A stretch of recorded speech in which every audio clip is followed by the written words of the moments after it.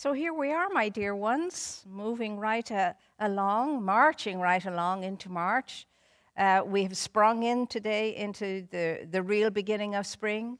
And I would love to think that as we put the clocks forward, we're ready to go forward ourselves into an open, receptive energy and know that all of life now in nature is absolutely budding and bursting with the desire to be what it is meant to be in full bloom. And I'd like to feel and think that all of us would like to journey along with nature and allow ourselves to be budding and bursting with that sense of lifefulness, ready to blossom into the fullness of what we are and who we are. It's a wonderful thing.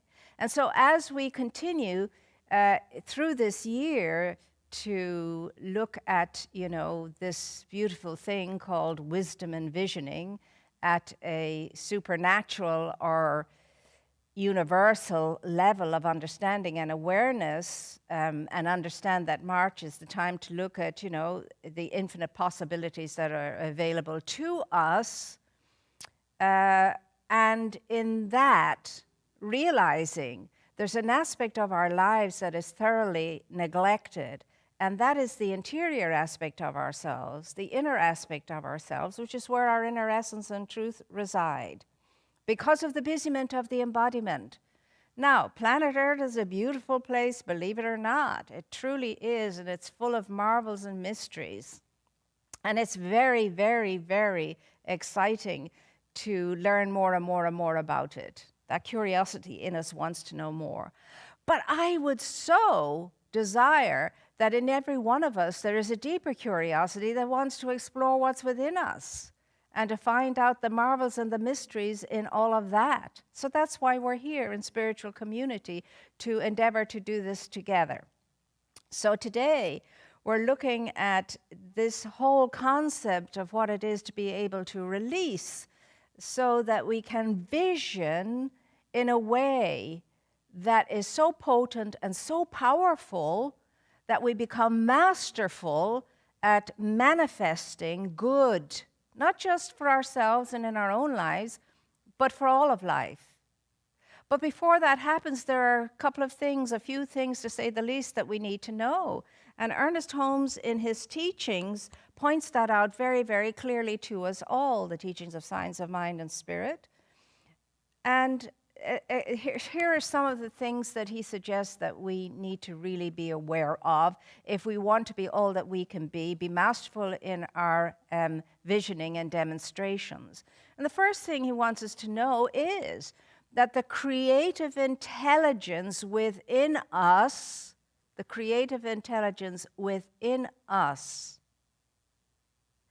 is the thought patterns that we entertain.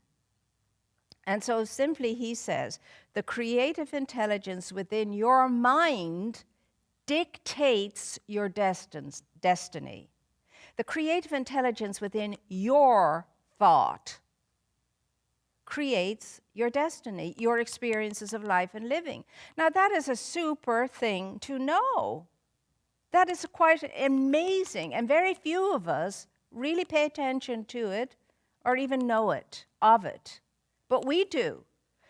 The creative intelligence in your thought is the dictator of your destiny, your experience. And another thing he wants us to know is that this infinite power within us is answering our every need and desire and want all of the time without ceasing. It's as a responder. It's corresponding to what we're thinking, imagining, and so on. So this imaginative intelligence is all, and out of it flows your life and mine, and nobody else is in charge of that except you for you and me for me. He also wants us to know that there is absolutely nothing to will. We don't have to will for anything. He says all we have to do is to create a willingness within us to allow this power to manifest through us all the good that we desire. There's no willing it, there's no forcing it, there's no struggling, there's no efforting. It's just to have this sense of knowing that within me is this awesome power. It's my essential self. And if I'm one with it, and if I go with the flow of it, and I'm willing for it to flow through me, if I get out of its way and let it flow through me, good comes to me and through me. That's what he wants us to know. Like all the other great teachers did, he's just doing it in his own unique way, in the new thought way. These are new thoughts about an old, ancient wisdom that always was. And another thing he wants us to know is that each and every one of us is the image and the likeness, as Jesus taught, of our Creator. We are, he says, the personification, the personality of our Creator. And that gives us a greater and fuller and bigger sense of ourselves. And it's a good thing to know. And to know these few major things, and to really chew and digest them, and to make them our own, and to think from them, and to feel into them, and to act from them, makes us quite masterful when it comes to visioning, to knowing something, to having something happen to and through us. So it's not a question of, here's the steps in visioning, do that and you're going to be fine. No, everything is based on one thing and one thing alone, and that is a conscious, connective relationship with your source. And it's all based on that. It's all about the relationship you have with Spirit. And the kind of relationship you have with Spirit and I have with Spirit will affect all of our relationships with every person, place, and thing in life and living in the outer world. And those are the things we need to know as we move deeper into this relationship with the source of our being, the provider of our good, and the lover of our souls. And this is exciting. It's exciting. I know it's very exciting for those of us who come into this awareness in the beginning. But even those of us who come into the awareness of this, if we don't keep supporting what we know and keep the connection with our inner essential essence, the presence of Spirit itself, we'll get to the point too where, it becomes kind of, oh, well, and we take it for granted like we do in most other things, and we begin to neglect the relationship because we're sure of it, like we do in our outer relationships and so on. And you know what happens in outer relationships when you neglect them? Well, it's the same with Spirit. Nothing happens to Spirit, but it happens for us and in us and as us. We don't have that same sense of vibrancy, intensity of purpose, the passion around, oh gosh, oh golly, gee, I know something that's so incredibly awesome. It's amazing. I wish I'd known it sooner. To hang on to that through all the trials and all the tribulations and the storms and everything else that happens in the exterior world, to be able to do that through all of that is a masterful achievement. And we are told that you can do that, I can do that, any one of us can do that because we're already primed for it. We're primed for it. We have been given, that nucleus is within us to move in such a way that we keep releasing and letting go, which comes to the releasing factor, so that something new and wondrous can come in. Now, you know, as I know, that when you have this lovely closet you discover all of a sudden, you say, oh gosh, I have lovely space, and you set it up and everything's in order and it's just lovely, and you open the door and you look and everything is grand. And then it comes to the point where everything in the shelves, etc., are all full. But still you have more. So you kind of put it on the floor, because there's no room on the shelves. And then gradually things begin to get thrown into the thing, thrown into the cupboard, until it comes to the point where if you open the cupboard door, the whole thing is going to come out on top of you. And what was a joy to walk to in the beginning when it was in divine, beautiful order, you opened it up and you felt good, now is a weight upon you. Oh, good God, I have to go and clean that closet. I have to clear that closet. I really have to do that. But the whole thought of it, because now it's just so out of order that you can't even stomach it, so you don't even want to open the door. Your mind is exactly like that, and so is mine. We've been dumping all kinds of stuff into our minds until it comes to the point that we just don't want to sit down, look at it, do the sorting, release all that is troubling us in there in the closet of our minds, getting rid of all of the junk that's in there in the closet of our minds. For what purpose? So that we can create a beautiful vacuum for wonderful and amazing and fantastic things to come in, things that we will look at and we will go, ah, isn't that lovely, and makes you feel so good. I know that from my own mind. I also know it from my own life. I have a garage now, and I can tell you, well, anyway, that's a story for another time. But that weighs upon us. Do we understand that? Everything we're not attending to, not taking care of, weighs heavily upon us.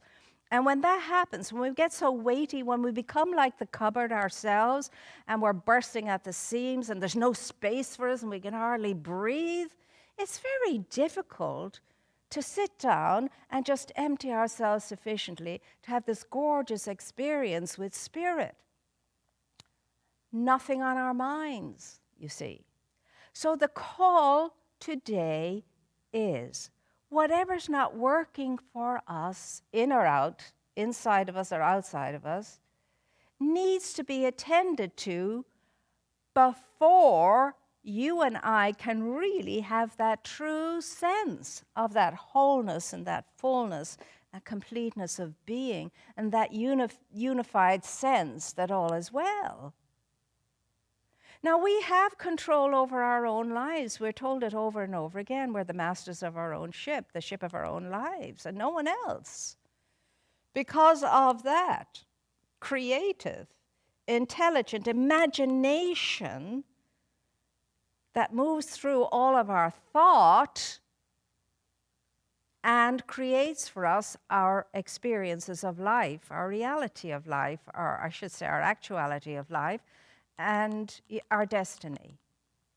So what is it that we're going to do about this today? Because listen, you get sick and tired of hearing all the lovely stuff, and it sounds so good when you and I in a setting like this, where nothing bothering us, nothing's on our minds, we're just paying attention to what's going on right now. But what happens when this ends, this is over? Do we go back to allowing ourselves to feel the same kind of heaviness because of all the stuff and things we're not taking care of, haven't taken care of, can't take care of yet, whatever reason we give ourselves? Or are we going to be able to somehow or another, this moment in time, and also Ernest Holmes always says, when you are in the presence, one with the presence, and you're having your creative moments and your thoughts, gear it, he says, toward today always, because Spirit is immediate, and there's no waiting in Spirit. And Spirit is immediate in its response. So as the old prayer said, Lord, for tomorrow and its needs I do not pray. I just ask you for what is needed in this day. And that's very hard for you and for me to stay present for any length of time to anything without allowing that cupboard full of whatever to weigh upon us. So if what we are doing on the path, the spiritual path, is not advancing us or moving us ahead, we have to stop and think, well, what's stopping me? What's not happening by means of me? Why am I not thinking in a better manner? Why am I not feeling better? Why am I not doing better? And so the whole idea is, it's because there's no sense of release, letting go, no sense of letting go and releasing, because in order to make room for something to come in, I must create a space for it to come in. I have to give up something to create a space for something else. And it's the same in our minds, in the cupboard of our minds, in the room of our minds. You know, if we want to have a different mindset, we have to let go of some of the things that are already in there so we can allow new things to be in. And God knows what's in the cupboards of our minds. And most of that stuff doesn't belong to us. We've imported from outside of ourselves. Other people's beliefs, other people's prejudices, other people's biases, we've made our own. We've never really sat down and thought them through for ourselves. My mother thought that way, my father thought that way, this or that or the other. This is what happened in our family and so forth. And it's told to us over and over again in spirituality. None of that is yours. You had a father, you had a mother, and they were vehicles that allowed you to come through as a whole entity yourself. You did not inherit all of their stuff. Unless you think you have, unless you believe you have. Your only inheritance is the inheritance of the kingdom.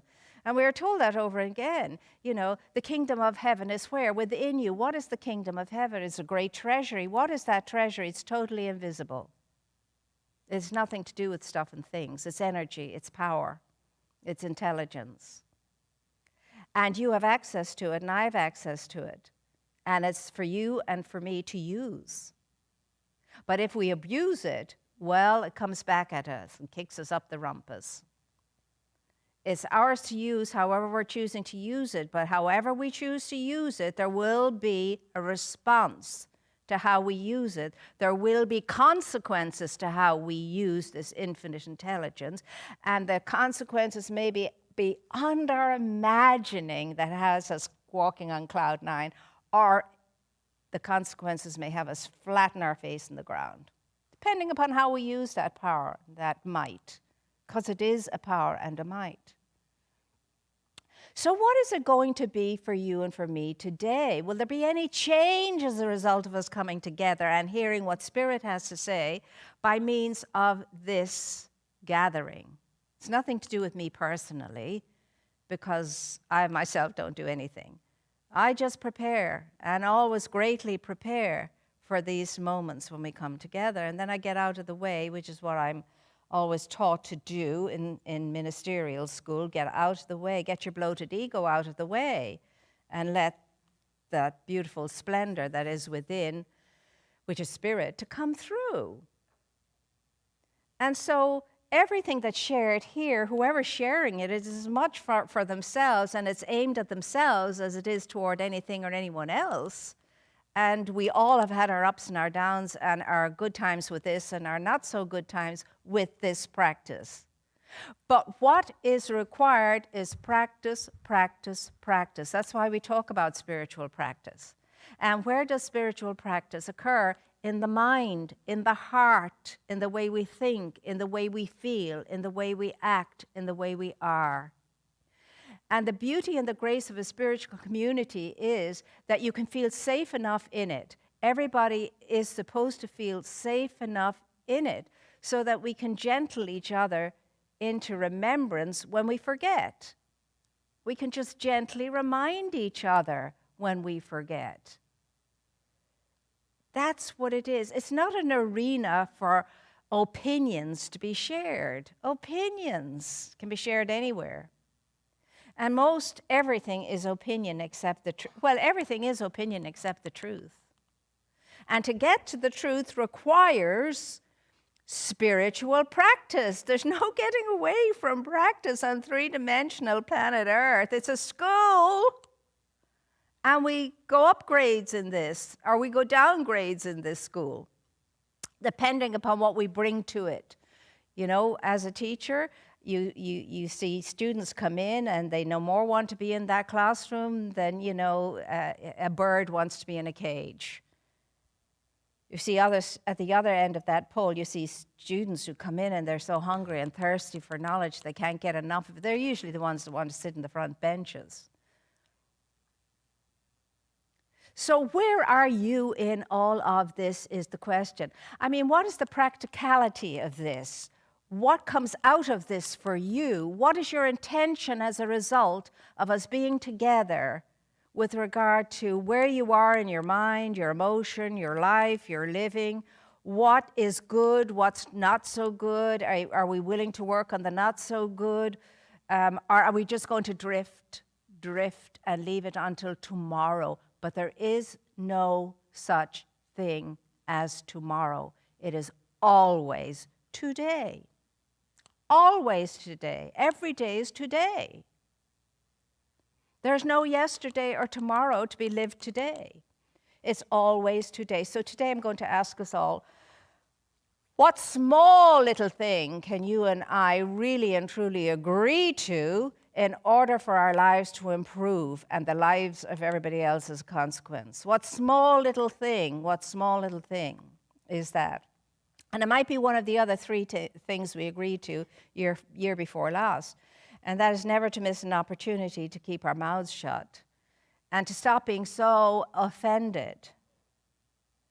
I mean, whatever it is for you, you'll know, because you'll just pause, take a breath, listen, and Spirit will be very quick to respond immediately with regard to where it is for you to begin right now, and me too. So I'm excited for us all. I really am, because this is very good news. That within me, that creative infinite intelligence is always listening, responding, and will meet all my wants and needs and desires. And that's why I need to be very conscious about what those wants and needs and desires are, so they can be good and very good. So lift up your spirits, everybody. Lift up your hearts and know that you're never alone and that Spirit is available to you as much as Spirit is available to any person on this plane. And nobody is greater and nobody is lesser than anybody else. Same exposure everybody gets. So let's do this thing together, and let's make now this day the best one ever, because you're going to agree to feel that power and that presence within you. You're going to trust it more. You're going to call it forth more. You're going to lean into it more, and you're going to just know how beauteous that is when you do that. Don't take my word for it. Try it out, and you'll see this is true. And more next week. Tune in, though, and keep your eye on the prize as you tune in to the source within you. And now Reverend Catherine is coming forward, and she's going to share some good stuff with us. This is the moment in our service where we are sharing messages that come from our members and friends about things that are going on in their lives, because our mission is to honor your presence, to nurture your spirit, and to enrich the lives of all we serve. And these are messages from those we serve. Recently, I contacted someone about prayer for a condition that I had been experiencing. This was not a life-threatening thing, but it was one that I simply wanted handled easily. I wanted to avoid surgery, even minor surgery. I needed help to heal myself from something minor. But it became important to me to be able to move beyond this condition in a very healthy way. I am so grateful to be able to say, I have exactly what I asked for, but I have more. I have the deepened faith that Spirit responds, and I am well. How beautiful is that? I love when you all send in these wonderful sharings, because everybody has them if they have eyes to see. And the thing about the teaching is you've got to be able to see it show up in your life every day. You have to be on the lookout for it. I go forward today to meet my expected and my unexpected good, and I give thanks for it already being in place, and you get excited. And note where the unexpected good comes in and the expected good comes in. But always give thanks for everything you so desire already in place before you actually see it show up. It's a good thing. It's a very good thing. And I had my second shot the other day, it was on Tuesday, And everybody told me, and even the pharmacist who gave me the shot said, well, now here's what's going to happen probably. And she listed a whole string of stuff that I was saying, tain so too, as she listed the string. But I just didn't take it for granted that I was going to be different and I wouldn't have any of those experiences. I knew that I had to tune into my inner essence for that to be the case, so I did.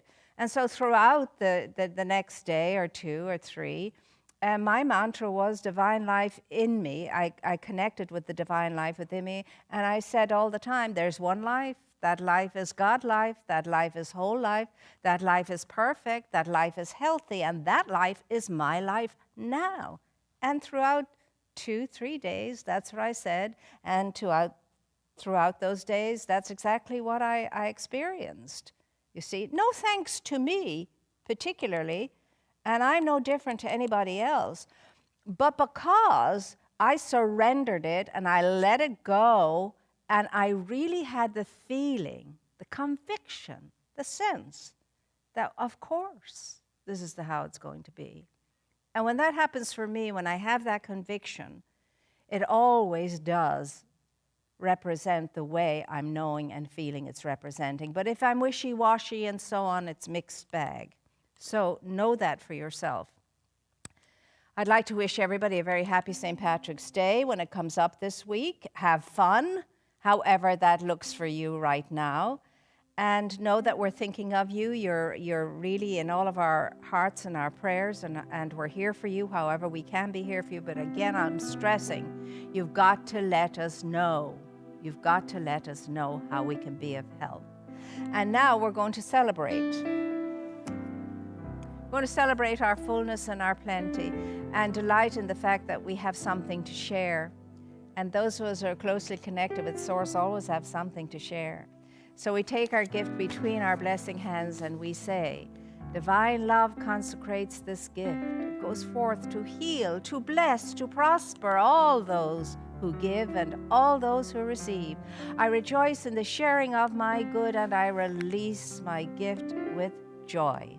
So would you please join me now in our prayer as we dedicate this prayer for each and every one of you and all God's children everywhere, so that each and every one of us will be open and receptive to that beautiful power and essence and presence within us that lifts us up so that we can lift up all of life. So this is what we're knowing right here and right now. I know divine love enfolds me, divine light leads me, divine life lives in me, divine wisdom inspires me, divine compassion expresses through me, and divine power protects me. All that I am is Spirit's life and expression. It is good and very good. With deep joy and generosity filling me, I go forward now in sacred service, supporting a compassionate world that works for all. I move through my days with grace and ease, in peace and love, in health and wellness, in fullness and plenty, and in loving relationship with all. What I now know for myself, with blessing and in deep gratitude, I know for all life, there is only God, there is only God, there is only God, and that God is known by means of you and by means of me. And so until we meet again, my dear ones, stay strong, stay centered, stay open, stay leaning into your source, and keep knowing that no matter what everything looks like, know that the universe is unfolding as it should, and great good days are ahead, for the light shines in the darkness and leads the way. So keep your heart high and your spirits up, and know all truly, really is well. And thank you for all your good thoughts, your good deeds, everything that you do to all of life and living that raises it up. We're grateful, and we're here for you. And so I'll make my farewell now as the children do. Take care of yourself, you're precious. Peace song.